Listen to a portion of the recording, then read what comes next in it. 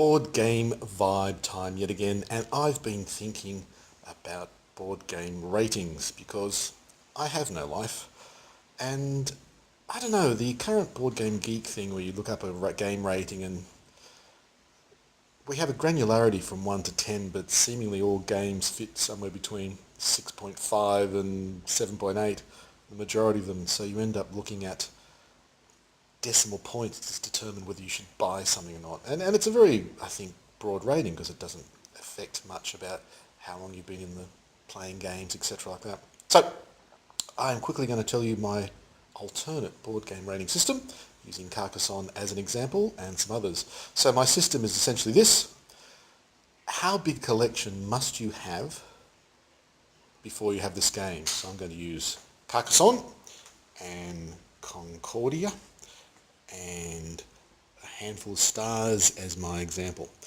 So Carcassonne, I think, is just a brilliant game. It scales well from 2 to 5. It's that wonderful balance of simple rules and a lovely balance between tactics and strategy.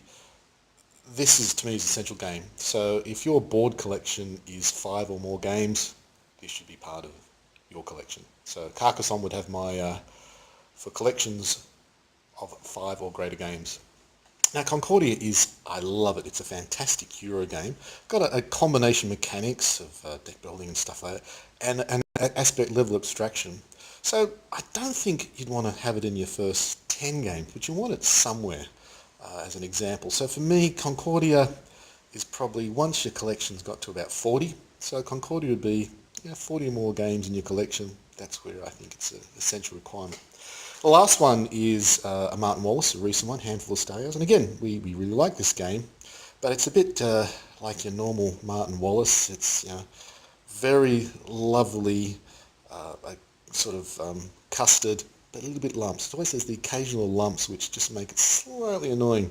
I'm talking about the diplomacy card in this particular game, but we refer to others. So, and also there's a certain element of Martin Wallace that you've got to be in for a long ride. They tend to go long. I do like his games, but again, I don't think you'd want it in your first 50. So I think a Handful of Stars, it's a good game, but I think it'd be essential only if your collection is maybe 150 more. So that's it. That's the idea. I'm trying to get a feel for what they call a rating system if I ever go back on these types of games. And otherwise, you could always phone a friend. Until next time, Board Game Vibe.